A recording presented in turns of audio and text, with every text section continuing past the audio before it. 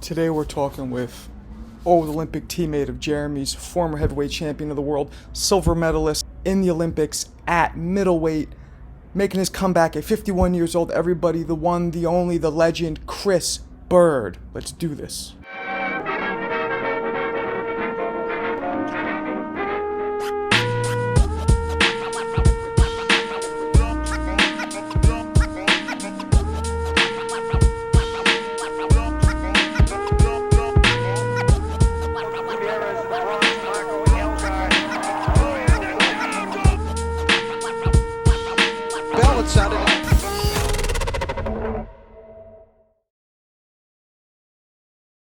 There he is. There we are. The 50-year-old phenom. I'm just going to ask you a little more light, dude, because we can barely see you. That's true. You can barely see me? Yeah, it's so dark. Now it's not lit up enough, huh? No. And you're behind, the light's behind you as well. Yeah, I know. I thought it'd be better. Yeah. I guess not.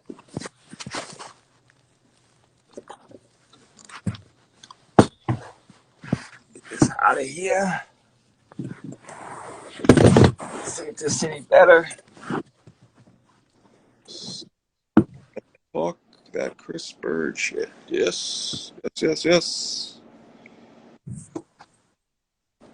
There we go. Better light? There we go. A little bit. It's better than nothing. A little bit better. You're in San Antonio, right? Yes, I am. You moved there? You moved there permanently? No. I'm just here training. Right? I'm trying to keep this lamp out of The home base. Don't worry about the lamp, dude. All right. Call you lamp or nothing. We just be like, hey, bro. You're making a comeback. Huh? You're making a comeback. Yes, I am. At 60 or at 40? At 60. Wow. No, Yesterday you told me you could fight at 40 again. I can fight at 40, 47, 54, 60. Wow. Wow. So you're not having any problems making the weight? No, not at all. You know, I was watching some of your old fights in preparation for this, right? And I forgot. I shouldn't say I forgot, but your defensive skills, I feel like, aren't talked about enough. You know. Yeah. No. You know, and I'm not just saying that 'cause I'm talking to you, and you know, you and Jeremy are close and all that. It's your defensive skills were unbelievable, man. And how did you learn that style? That's something you came up with, or were you taught that style defensively? Just came up with and being in my basement, like we had an 8x8 ring. So, you know, I got to move. I was the smallest one. So my brother's throwing at me. So I had the ability to make a miss. My father always said I had a rubber band waist. So I made it work. Nothing wrong. I remember you told me that story years ago, and then I went to your house in Flint. And I was like, yep. What is this, a phone booth? God damn. What was it exactly? It was in his basement.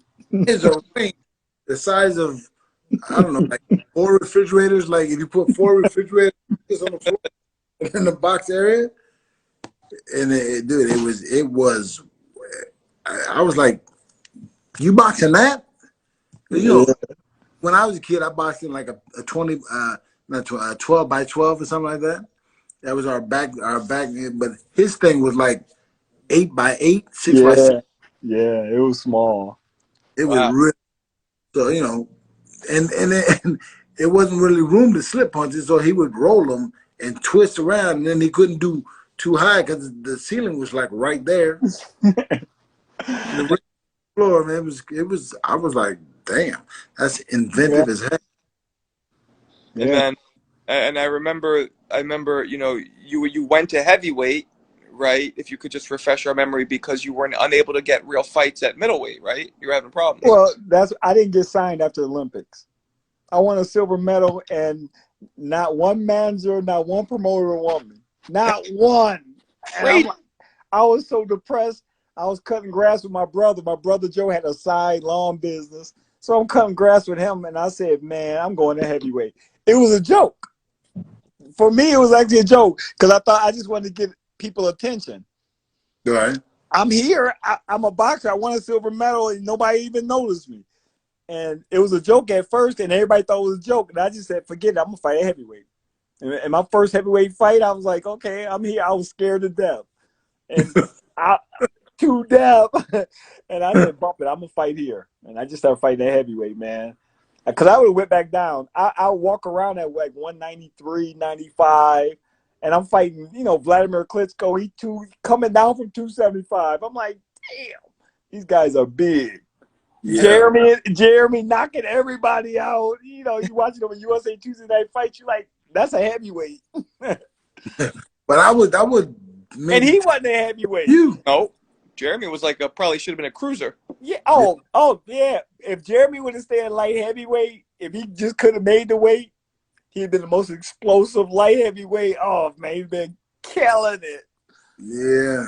If it were money, we'd all be rich, right? Yeah. Yes. Was there any shot, Jeremy, you think you could have stayed at 175? Nah, man. He like X up. Too hard. It was, man. It was hard, and I wasn't disciplined enough to do it like that. Yeah, I mean, because you were also 19 when you turned pro, so you still were filling out to that man, the man body. Yeah. Yeah. But if he stayed there, oh my, fireworks all day long. I realized, Chris, that you fought, almost every major heavyweight in the golden era. Burt Cooper, Jimmy Thunder, Ike Ibuchi, both Klitschkos, David Tua, Holyfield, Freza Kendo, Jamil McCline, Povetkin. Jesus. For everybody. And you were naturally way smaller than everybody, and you still had tons of success. Yeah.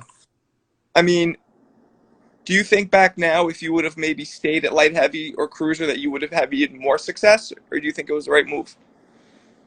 I would have had way more success, and it wouldn't have been light heavyweight or cruiser. I was honestly, like, I talked to Donald Curry before I turned pro, and he was one of the guys that came to my house.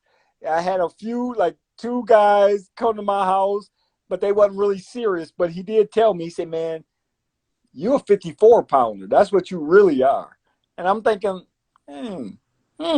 Now I look at it, I'm like, I'm a 54-pounder. And that's where I had my first fight at 169.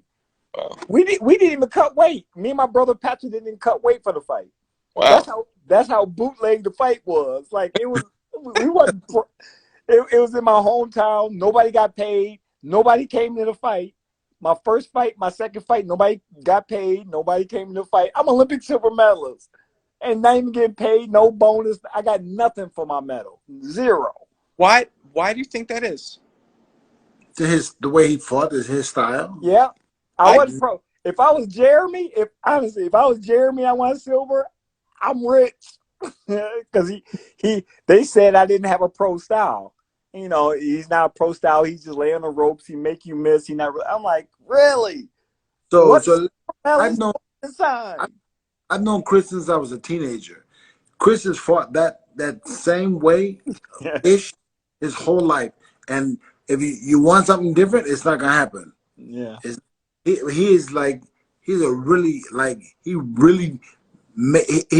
takes pride in making you miss. I feel like you remind me a lot of Pernell Whitaker, your style, right? And people love watching him. I loved watching you. You were also flashy. You know what I mean? You would do a little showboating and stuff. So that's entertaining. Yeah, but check this out. So I'm gonna use Jeremy always. Now he on the show and he was a heavyweight. So are you gonna watch Jeremy fight, or are you gonna watch my fight? And how they look at it at heavyweight, it's explosion. They didn't look at it. They don't want to see a Pernell Whitaker at heavyweight. And then the commentators didn't do me any justice, like especially Larry Merchant. They want knockouts, and I understand it. They want entertainment, and I used to love the way Jeremy fight. That he brought it like boxing. That just wasn't my style. I know what you mean. I get it. Knockouts are always the first thing that draws crowds. But your style and the fact that you won a silver medal Mind blowing. I don't even know where my medal is. That's how Really? bad I honestly, I don't even know where it is. I got my belts, both my belts downstairs, but I don't even know where my medal is. That's how much I care about it. I was like, I got nothing. It was the Olympics was about Oscar De La Hoya winning the gold medal, which by right, we only won 3 medals that year. He wins a gold, he became the golden boy. I won a silver. Timmy Austin won a bronze. We got forgotten about. You think about this. It's all good. Like Chris Byrd didn't win the gold medal, so that changed everything. He got the silver. You know what I mean? Like, you only win one time. You win the gold. That's it. Everything else, second place or third place. Doesn't make it. And then the way he fought was he was very slick and smooth, and at the time coming off the Tyson era and all, and nobody wanted to see that. Yep. They wanted to see people fight, and Yep. Chris' style, which is masterful, just wasn't appreciated at the time. It's probably more so now because of Mayweather. How he's doing all that slick shit. Chris can do all of that at a bigger weight. Yeah. I mean, your hands at a heavyweight were extremely fast, and and that got people's attention. I was watching one of your clips today, and at one point, I think it's George Foreman says something along the lines of like, this Chris Byrd, he's special. I think it was when you were beating maybe Tua.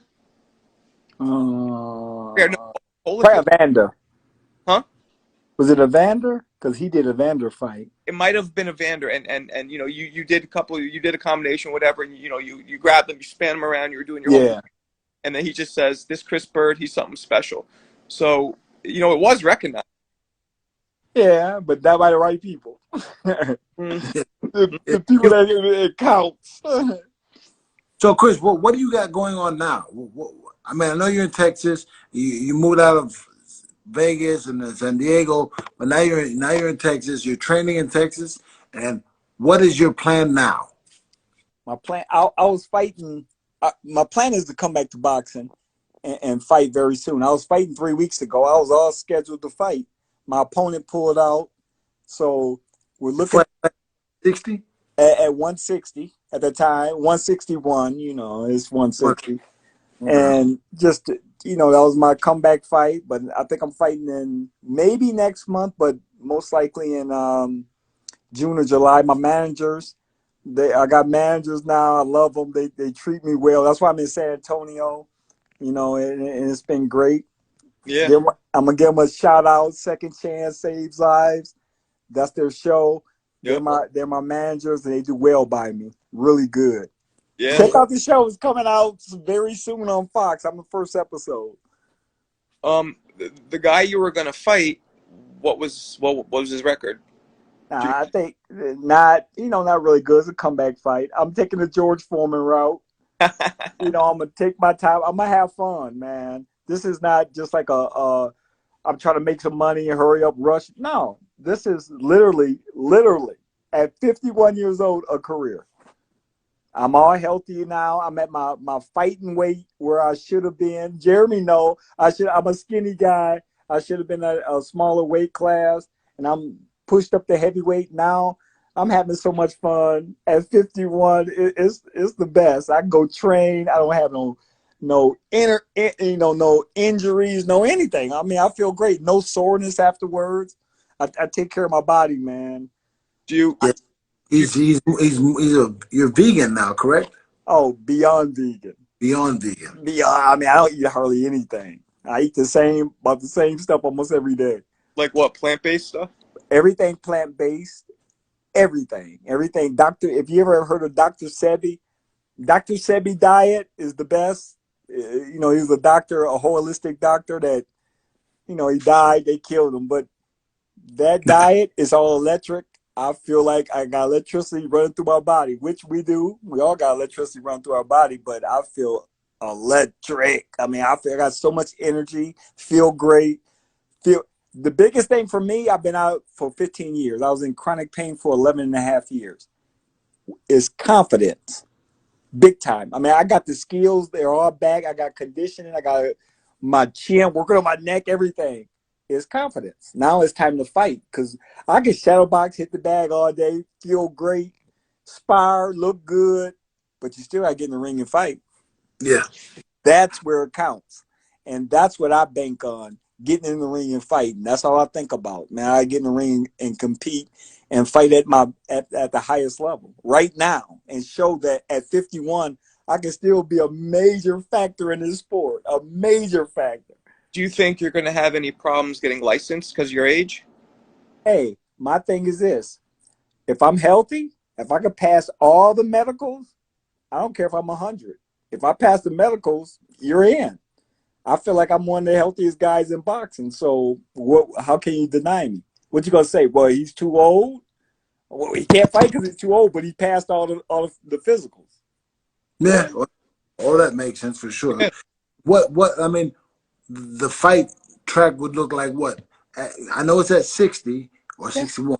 You need to go you want 2-3 fights and then top 5 or top 10 guy and something like that. Or Yeah, like that. That's where I want to go. I mean, in a top 15 guy. You know, take my time and see how I feel. And if I'm feeling like I really want to feel, we'll step it up quicker. You know, I'll step up. I'm not in a rush, honestly. I feel like I can do this till I'm 100. That's how good I feel. I got energy all day, and I just feel great. I never felt like this in my life. You say you eat the same type of food every day. What kind of food are you eating? So I eat like chickpeas. You know, you ever heard like chickpea pasta? Yeah. They have that now, all organic. It's electric to the body. Avocados, all fruit. I mean, vegetables, a lot of fruit. I don't eat no meat, wheat, dairy, sugar, all that. I'm done with all that. So wow. That eliminates a lot. What I just said: wheat, dairy, sugar, flour, all that. Eliminate it. It's great for your gut bacteria. Oh, big time. No, my microbiome is pretty clean right now. And have you heard of Candida? What that is? No, I haven't. Candida is it's a fungal growth that a lot of people, that the diet you're on is a Candida diet, actually. People, it's a fungal growth that affects you mentally, affects you physically, and people do eat the way you're eating to get rid of it. They cut out all refined sugars, and it's supposed to be amazing for your body. Yeah, I know about the fungal stuff. Yeah, it's something that everybody has in them at a small trace, but when you eat crappy, it replicates, and then your gut, kind of like the bacteria would do. Yeah, and my gut was really bad at one point. I mean, I trashed my body. I mean, to go to heavyweight, Jeremy, no, I'm a skinny guy. And now I'm fighting at heavyweight, and I gotta stay at heavyweight. Man, I got parasites everywhere in my body. But how tall are you? What's that? How tall are you? 6'1.5". Oh, is he taller than Jeremy? Close. In my head, I think he's taller than me, but I don't. Nah. It's 6 foot. I'm 6'1.5" with shoes on. So I take the shoes off, and this is Showtime. I'm going on Showtime tape. I mean, doing my height. So, and I was surprised. I'm like 6'1.5". I thought it was 6'1.5", but I tapped my shoes off. So I'm not. So, tell me, Chris. Who would you like? You're fighting at 61. 61 is the pound. Who would you like to? I mean, I know the first couple guys would be whatever, but who would you like to really step up and fight? Yeah, what's the goal? Oh, the goal is to honestly win a world title, and whoever the champion, just like a heavyweight, I don't care. I'll fight them all, and I respect all the guys. That's the thing. I see all the guys fighting. Good guys coming up through the middleweight. The middleweight division is lit. Like it's right a lot of competition. Right now, the middleweights are heavy as hell, boy. Ooh. Yeah, they doing it. I mean, people look at me like I'm crazy because I'm going down. I'm not going up where the guys get slower. No, these guys get faster. slicker. So I watch everything in film. I mean, I watch all the reflexes, everything. My whole thing is competition. I feel Bro. like, okay, I don't feel like I'm 51. I feel like I'm 21. So I'm thinking like I'm 21. So when I get in the ring, hey, I'm 21 years old. I'm just like you. Let's get it. So what kind of sparring you doing? You sparring and champions, or what do you? Because I saw you working with Mosley for a while, right? Oh yeah. I spar. It's just like heavyweight, like I did at heavyweight, man. I spar with my brother Joe up until I started making some money. I never had sparring partners. I always spar with cruiserweights, light. Light heavyweights, middleweight. I spar with everybody. I'm fighting a guy 6'5". I'm sparring with somebody 5'10". I Doesn't I matter. didn't have sparring like that. I didn't have the money. So for me, everybody focus on, oh, how was your sparring? How was your sparring? Well, I don't care about how I'm sparring. I care about me, what I'm gonna do, how my style is, how I'm gonna make you miss. I'll make you miss and miss. I want to make you miss all day. That's all I want to do. I want to frustrate you, make you miss. That's And then, that's yeah, my style. then you stick your tongue at him to frustrate him just a little. Yes, it's about having fun, man. I'm gonna have fun with the fans. Let me ask you. Turn the clock back a little bit. Of all the guys you fought, and this is kind of a, a, a cliche question, but who was the hardest puncher? Oh man, shoot, a lot of guys punch hard, but mostly all the heavyweights they hit hard. I could say Vlad Klitchko, Ike Bucci, all those guys, but man, I fought Phil Jackson. Guys like that, they punch so dang hard. I fought Uriah Grant, cruiserweight champion. Cruiserweight champion. He fought a heavyweight fight. I think he weighed 202. I think that was one fight at heavyweight. I weighed more than my opponent by a few pounds. Man, that brother hit so hard. I'm like, he a cruiserweight. Wow. I'm not a heavyweight, man. I'm not a cruiserweight. I'm not even a light heavyweight. So the power is unreal. But think about it. Ask Chris about his hips and his shoulders from being punched. Okay. What's up Yeah. with your shoulders? Yeah. I needed both my shoulders replaced. I need both my hips replaced. Matter of fact, I had a hip replacement. Just from catching all the punches? Yeah, one is catching punches, of course, but two, finding out, as I study food, man, the food is contaminated. I'm so sensitive, man. It I wish some people would just stayed in a training camp, watch me in a training camp, and see how I reacted to the food I ate. I So would every camp, I'm sick. I'm going into fights. I'm extreme fatigue, breaking out in hives. I mean, it was every fight. I'm rushed to hospital after the fight. 13 fights straight.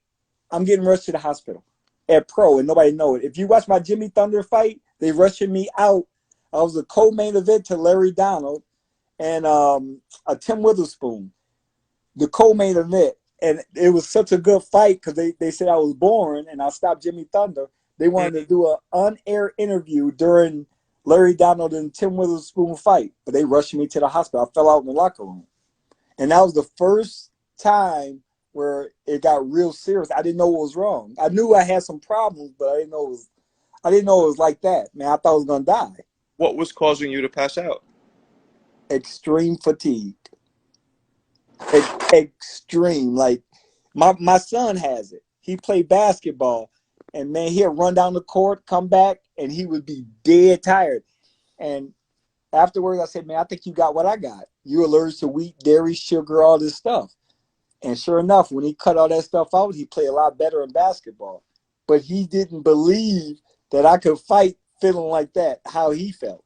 I said, man, when you desperate, you gotta do what you gotta do.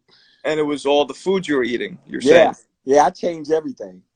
So were you eating like crap, like junk food? I had to keep my weight up. It was junk. I mean, I would eat McDonald's, all this, the week of the fight, the day of the fight, not the day of the fight, the day before the fight for the weigh-in. Because I had a problem with weighing in small. For me, it was like, I can't do that. I can't weigh in at 203 pounds, man. They're going to write bad about me. I'm not a heavyweight. Just all this stuff. And I always felt like that. But honestly, I should just came in at 201 pounds every fight. I should just came at 201. Forget it, and fight like that because I would have been healthier, felt better. I still would have been a little heavier, but I would have felt way better. Yeah. You think that the heavyweight division should be divided in two, heavyweight and super heavyweights, as like they do in amateurs? They're talking about that bridge weight. Yeah, they got a bridger weight. Yeah, I mean, I think it'll work because now it's from 201 to 225, and then you got all the big guys fighting each other. I love fighting the big guys, but it's a hard task, man. After a while, it's like it's too hard. Like fighting a Wladimir Klitchko, that's hard for me. I'm a smart it's hard, but especially hard for you because your size. Bridge weight though is 200 to 225, I think. Yeah, 201 to 225. I think it needs a better name because that just sounds weird. Yeah, it does. I don't know who brought that up. Who would say? They're bridging the gap. That's why they call it, I think. But it should. Hey, I'm the bridgeweight champion of the world. It was a little weird. Yeah. Yeah. I walked over the bridge right, and then what happened was, man, you bridge my ass. I mean, they changed that to like, because like in amateurs they got heavy and then they got super heavy. Super heavy, yeah. But why not? I'm the super heavyweight champion of the world. It sounds so good. Yeah. I think I think you're going to be able to take you took a great punch as a heavyweight, right? Against these guys who are just naturally way bigger. So at this weight, right, your chin must be even like cast iron. Well, yeah, it should be. Hey, it's boxing, man. Hey, stuff happens. I'm gonna say my chin is real good. Like I'm not getting buzzed. I'm not getting knocked down or nothing. So it's good. But I'm ready to just go get it, man. I feel like I'm gonna bring heavyweight to middleweight. I could be the thug now and not be scared. What in when you're fighting these guys that are back at 60, even though you're at 60, you feel like what do you feel like when you're moving around with them? Does it feel like this like you're in there with little babies or something, or like somebody you can push around, or any of them giving you like anything you have you? I'm sure they're not doing things you haven't seen, but yeah, like looks and feels that you haven't seen. I think is more what I'm talking about. Yeah. Oh, of course. Look, I haven't fought, in 15 years, one. Two, I was in chronic pain for 11 and a half years. Wow. I forgot how to box. Honestly, when I came back, sucked real bad. I mean, a lot of people would have gave up. They'd be like, I'm not doing this. This is crazy. Yeah. Because I thought I had it, I thought I'll be back. I'm going to come back. I'm good. I'm at a lighter weight class. I'm straight. Shoot, these guys are fast. I feel the punches. They punch hard. Man, I forgot about boxing. I just forgot everything. Literally, when I first started, it was, like I said, it was pitiful. I didn't know the jabbing. I couldn't create, distance, nothing. It was just different. And now I'm sparring against smaller guys that are quicker throwing. I'm not used to a 4-punch combination. Mm-hmm. Most heavyweights don't do that. Right. It's a power game. So now it's more punches coming at me to where it makes me feel good because now you're throwing. How many times can I make you miss? That's my whole thing is shutdown time. I'm trying to shut you down. So you keep throwing. I want you to throw. But it is a little harder because they come a little faster. Got some power on it, so I gotta stay alert the whole time.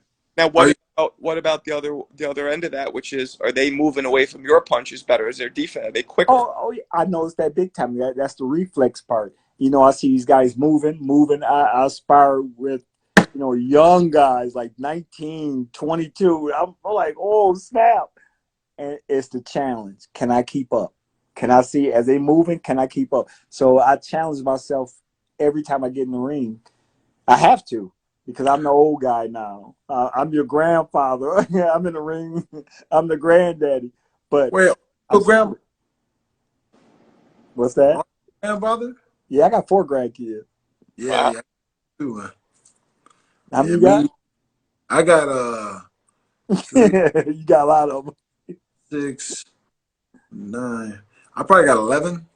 Do Oh you? shit! Wow. Oh, hold on. So my oldest son Tyler's got 4 of his own, and he married a girl with 2, and he Oh, so that's 6 right there. dang. Iman's got 2, that's 8. Elijah's got 1, so that's 9. Okay, I'm sorry, 9. And you got 9? Hmm. Wow. And you 2 years younger than me. I know, right? I'm only Yeah. 4 years younger than Jeremy, and my kids are 8 and 5. My kids are young. Well, yeah. Well, you So ain't black. if We um, start. if you So, could, Chris, I'm sorry, Chris. So, how many fights do you think it would take for you to get into a contention? If everything goes the way you'd like it to go. Probably, you know how boxing is. It could be 2, 3, 4 fights, but I just want to take my time. I'll say 4 or 5 fights, get into like a top 15, and then just keep working my way there. I'm not in a rush.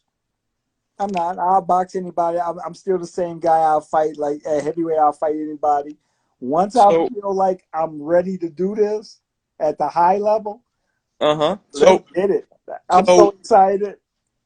um, of all the champions right now at 160, who do you think would be the best match for you? Like, who would you choose if you could just fight one of them right now? Oh man, it's honestly who I want to fight. Like if I fought right now, which I'm not. I'll be very honest. I'm not ready for the guys right now. But if I would fight somebody right now, it would be Triple G, and Ooh, not because he's older. That's good too, but not because he's older. He won an Olympic silver medal at my weight class. I never got to fight nobody around my weight class as a pro. No Olympians, no nothing. So him being Olympic silver medalist and me being Olympic silver medalist, I think it would be a. And he beat my hometown boy Andre Durrell in the Olympics. you So know, Jeremy just jumped out for a second. I'm sure he'll be right back. You know, um, I feel like the only problem you might have with all of this is that you're going to be too high of a risk. You know, people are going to be like, I have so much to lose, you know, if I fight this guy, and they might want to try and duck you. well, see that's I look at that. That's just for the managers. A lot of boxers want to fight. But then you look at managers, promoters. Nah, well, that's too difficult. Man, I'm 51 years old, and if I'm still putting fear in you like that, shame on you. You shouldn't even be in the sport. Really, really? I'm like, I'm 51 years old. Let's Yeah, get it. And I feel great, and I'm very confident. So I want to get it, but I'm still 51 years old. When I was boxing, if you were 35, 36, when I was in my 20s, I would laugh. I'm like, man, you crazy. You ain't going to beat me. You're too old. That's how I looked at it. right. And now, And now I'm 51. They should look at me like, man, I'm going to beat the heck out this old man. Man, hey, dude, how you gonna hit something you can't punch? You can't But catch. but still, But 51. still, these Jeremy, guys talent that we got. Jeremy, think about it though. I want you to think about it. You coming out of amateur. You knocking all these guys out. Now they're gonna throw a 51-year-old at you. You gonna be like, I'll fight him. I'm gonna knock him out. Yeah, time world champion. yeah, Yeah, yeah, they know who you are. That's the problem. yeah, They know how you fight. yeah. But I'm old. I'm old, man. They don't worry about me. I'm an old guy. Yeah, you know what they say. Bait and switch, Let's get it. bait and switch. Let's get it. Yeah, Um, it's gonna be fun, man. so let me ask you, when you were fighting during your first career, Mhm. was there one specific fighter that you really wanted to fight but you never got the chance to? Oh yeah. Who? You looking at him right there. Jeremy? You crazy. Hey. Nah, I don't want to fight Jeremy. You know what I want to fight? Nah, you crazy. Um, I honestly, I wanted to fight the big three. When I first came to heavyweight, the big three: Evander Holyfield, Mike Tyson, Lennox Lewis. Mike Tyson, my favorite fighter of all time. No, I didn't know. Nobody know. I never even told Mike that. Oh, He wow. inspired me when I was 11 years old. I seen Mike for the first time. I'm like, oh, I want to be like he. At the Junior Olympics in Colorado Springs. It's a crazy story because you know how it is. There's 3 rings at the Olympic Training Center. So me, my brother Patrick, and my mother was sitting in the stands. My father and one of our boxers are getting ready. So they getting ready down at ring 1. Everybody moved down to ring 1. I mean, the whole crowd for this one guy. I'm like, I'm a young guy, and it was Mike Tyson because the year before that he knocked everybody out. So our guy was the first guy to go 2 rounds with Mike Tyson. He went to the second round. He was a hero at the Junior Olympics. His name is Jonathan Littles. His brother was Tim Littles, who was #1 contender in pro. And he went 2 rounds with him, and I was like, that's Mike Tyson, man. Look how big. I didn't know who he was. I was just infatuated with him. I'm like, man, I followed. From that point on, he was 15. When he was 16, 17, turned pro at 18. I followed everything. Know who he fought, remembered everything. So for the viewers who don't know, wasn't Jeremy just like that in the amateurs? When he would fight, everybody would go and watch him? Man, oh my goodness. For the viewers, Jeremy, to me, I followed amateur boxing for a long time. You know, the most explosive light heavyweight, Jeremy was that dude. He was that dude. I wish a lot of people would have seen him just box, even in pro. I mean, undersized, knocking guys out. Jeremy had boxing skills. Never wanted to box, though. Never wanted to box, but he had boxing skills with the power he had. Explosive. I don't know if you know this, Chris, but Jeremy holds the record for the 2nd fastest knockout in pro boxing history. Yes. All weight classes, not just his weight. Yes. Any weight. 8 seconds. Was that Arthur Weathers? Yes. Yeah. Yep. Yeah. Chris is a boxing. I know, man. Yeah. Okay, so let's do this, Chris. Do you know who holds the fastest knockout ever? Yep. Jimmy Thunder. Yep. He did it in my hometown. To that guy Grimsley or something? Yep, Crawford Grimsley. He hit that dude so effing hard. It was ridiculous. Never seen the punch coming. Did Jimmy Thunder hit hard, Chris? Yeah, he can punch hard, but it's about skills and punching, and landing. That's what made Jeremy so dangerous. That amateur pedigree was I'm just telling you, he was the junk in amateur. The SHI guy. I don't even want to say. He was that guy. Honestly. So I was told, Ron Sims. Remember Ron Sims? Yeah, I fought Ron Sims twice. So Ron told me to ask this specifically. He wants you to tell the story about what Jeremy did. And I know this is about interviewing you, Chris, but real quick, what Jeremy did in that mall that time that he knocked out those guys.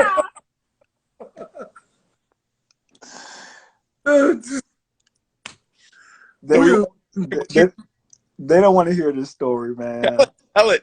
This is Jeremy Williams hey, if you think he a nice dude, don't fall for that trick. Honestly, I'm from Flint, Michigan. Jeremy from Long Beach, California.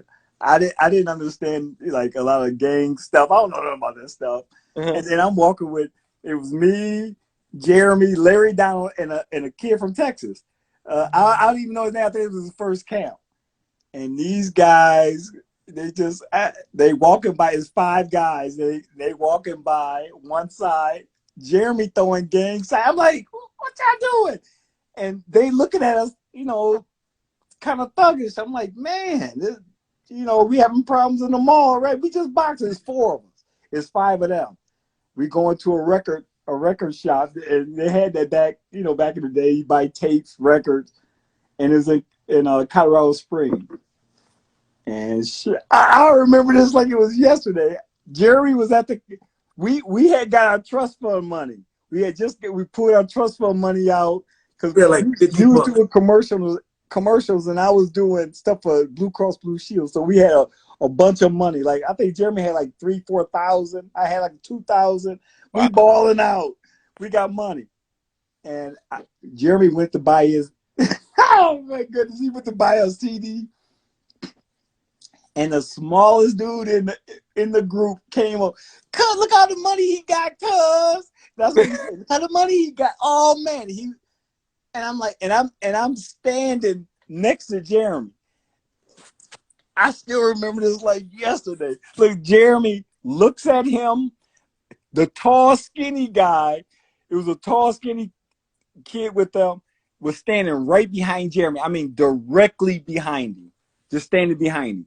Jeremy looked to his side, to his right at the little guy, and peek over his shoulder.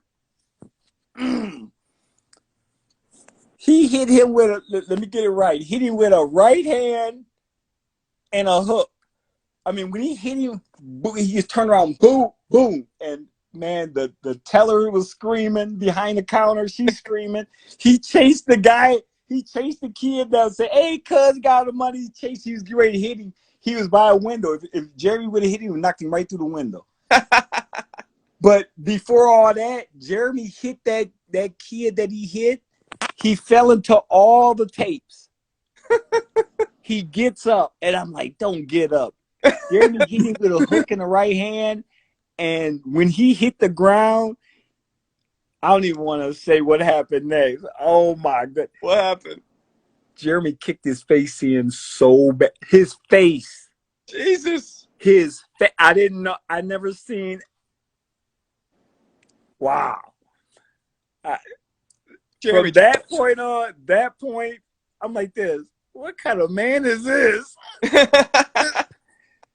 Don't let the niceness of Jeremy Williams, how he looking all innocent. That brother right there, many times, I've been in many camps with Jeremy, and that's my bodyguard. Look, he the youngest. In 1989, he was 16 years old. He won the U.S. Championship. At 16, the U.S. Championship, that's a grown man tournament. He's 16 at training camp. Everybody's scared of him. Think about that. He's only 16 years old. It's grown men. He couldn't even spar with most light heavyweights in his weight class because he'll brutalize him. Because I can talk about Jeremy. That was my boy. I mean, that's my brother, and I admire Jeremy big time the whole time. I always thought he was a stud. He could punch. He could fight. He a nice looking dude. He could mac the honeys. Oh, now his head's gonna get big. Fuck. That's my dude. That's my guy, man. Jeremy, my brother, man. Didn't we spar once? I was about to ask. We sparred one time. I couldn't hit him with shit. Look, and he wasn't gonna hit me. I was scared. Look, Pat Nappy was the head coach over all the coaches, and he had to ask me, "Hey, you want to spar with Jerry? Do you want?" I'm like, "Yeah, I'll spar with him." I was like, I didn't want to say yeah. I didn't want to act like a punk either. But he had to ask me, like, "Do you want to spar?" I'm like, "Yeah." I'm moving like crazy. I mean, I'm making him miss because I know how he hit. I know what kind of mentality he got. His whole thing is, let's go. I don't care who you are. We going to war. Yeah. And most of the time, he coming out on top. I mean, he just blow you out. Jeremy was that guy. I'm telling you, he was that good. I've seen it. Absolutely. Speed and power. Jeremy's, if he would have stayed at cruiserweight, I think he could have been one of the all-time great cruiserweights. Oh, definitely, man. Big time. Look, you only lost to two, through your whole 4 years from 89 to 92. You lost to Montel Griffin at the end, but you only lost to two Russians, right? Yeah. That's it. Russian guys. And both the fights, he going to war with them. I mean, he thumping. It's do or die. It's you or me. And I love that about him because he'll come in there. I don't care who you fighting. He bringing it. He always brought confidence. Yeah. I never brought that much confidence to a fight, especially in amateur. I'm like, dang, but he'll fight the Russians, anybody, Germany, Cuba, it don't matter. We going to war. And I love that about him. Well, I think you definitely seemed like you were bringing a lot of confidence when you fought Chris. You know. Yeah. Oh, I had to later. Uh-huh. But you watch, like I used to watch him, and I'm like, dang, he bring it every time. Like he was that man, Mm-hmm. big Mm-hmm. time. And I could brag on him because that's my boy. Like I see him fight. It's like watching. I watch Oscar De La Hoya. One thing I know about like our amateur boxing. I peeped everybody. Like, okay, I know how good he really is. I know, oh, he's good. Don't tell me, you can't tell me he's not that good. I've seen him fight many times Yeah. and understand the heart behind it. And Um like it's like Jeremy, we've been on many trips. Man, he'll bring it every time. He he's was on a trip when I broke out in hives. Remember when I broke out in hives in Italy? Yeah, I remember. I I, remember I put you on a banister in Italy too. Oh And I yeah, I was scared to death. thought he jumped off, but he was laying on the floor. I was like, oh. I remember so me and Jeremy were in Kevin Rooney's camp together. This is right when Jeremy turned pro, right? We were both up there. And they were bringing in, he was managed by Steve Lott, Bill Caton, the same management group that managed Tyson. So they were bringing in sparring partners, sparring partners. So I'll never forget this. I'm 16 years old at this time, right? This big guy comes in. He's like 6'4", fucking jacked, big guy, and he's talking to me before. He's ready to go in with Jeremy. He's like, yeah, you know what I'm saying? I could knock Jeremy out right now if I want to, but if I do that, I'm gonna work with him, but he better not test me. He was talking all this shit. And this is one of the first times when I learned at that young age that the people who talk that much shit. So he goes in the ring. Jeremy throws 2 combinations at him, and the guy, I swear to God, he turns and he goes, the bell rang. And everybody's like, what? No, it didn't. And he goes, The bell. they got out the ring. Like 20 seconds into the fucking first round. I can't stop. Yeah. So Chris, let's ask you. We ask a lot of people on our show this question. Who are your 3 greatest fighters of all time, in your opinion? Man, greatest fighters of all time. I can't even. Man, I follow so much boxing that'd be a disrespect to say 3 guys. Oh. God, there's so many guys, but like I said, Mike Tyson is my favorite. I mean, and like, dang, of all time. Yeah, who do you think is the greatest? It could be Ali, whoever. Who are your 3 choices? Oh yeah, Ali. Yeah, is Mike Tyson. Is Ali. It's and myself. Ray Leonard. Man, it's just too many guys. I can't. Cause I love Michael Nunn. Is my style. I like Vander. It's just a myriad of guys, man. Ray Robinson to Julio Cesar Chavez. I mean, it's just a lot of guys. I can't pick 3. Hey, I mean,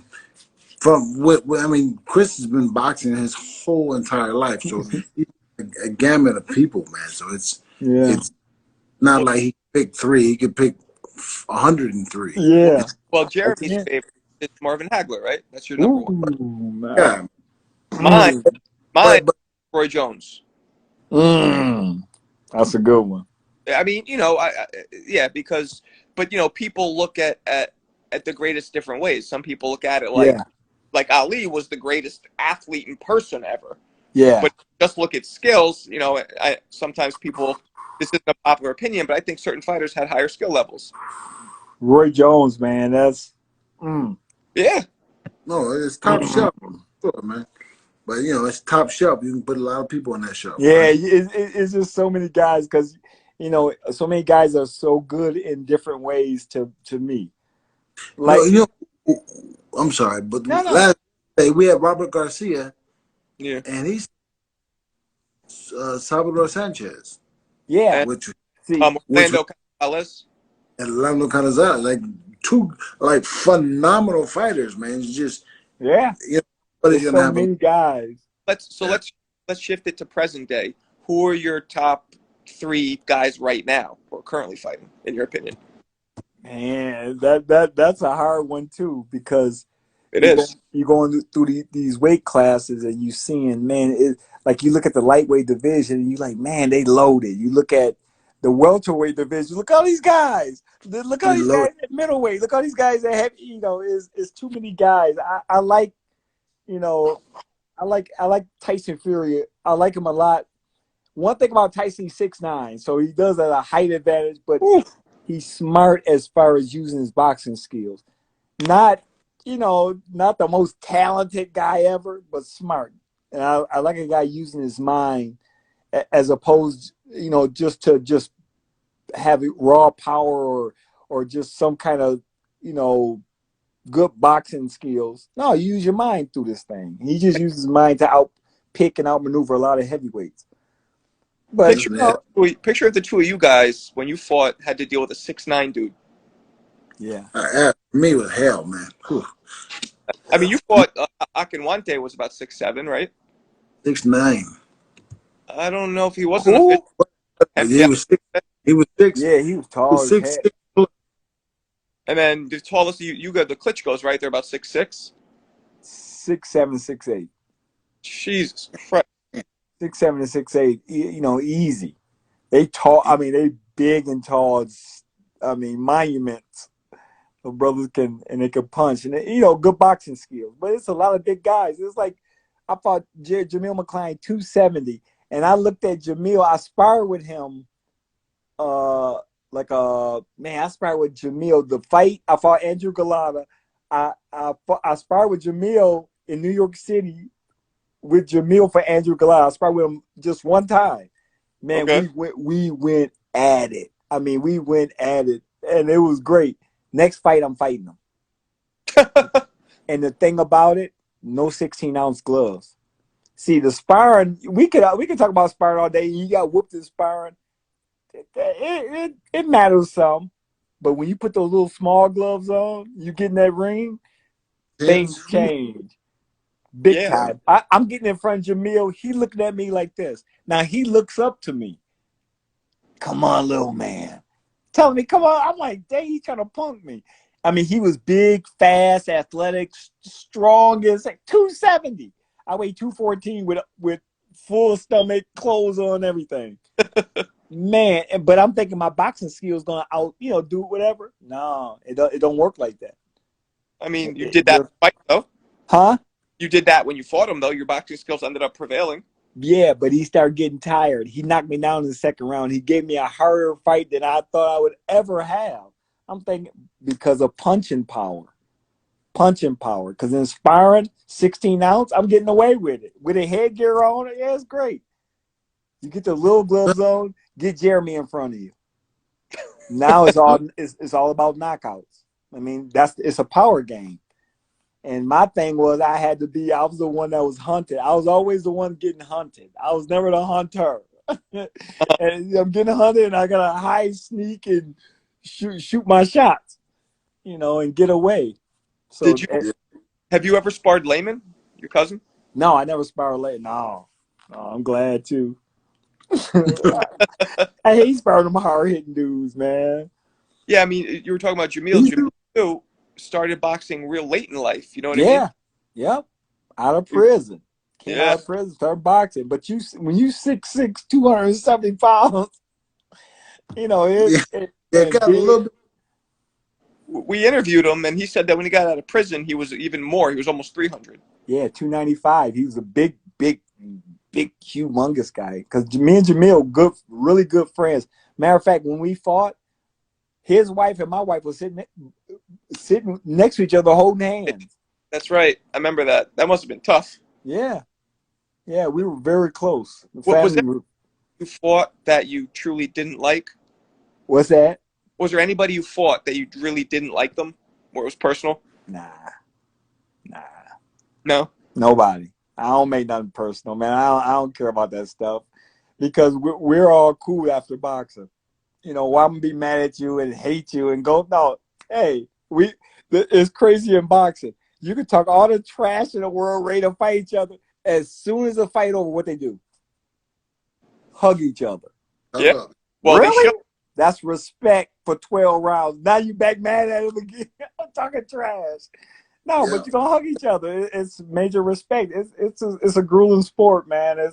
It's a lot of fun, but it's grueling at times. And and we make it what we make it. Like they say, it's so dangerous, and I look at it as dangerous, but I don't like because of my defensive skills and the Yeah. way I live my life now. Like I'm very healthy. I understand the human body. I understand what control it. Right now, I have a cannabis expert that's her name is Tammy Thomas. She does everything as far as help healing people now, and especially coming to the boxing world and try to heal a lot of people and teach them, hey, you can prolong your career if you do it this way and this Yeah. way.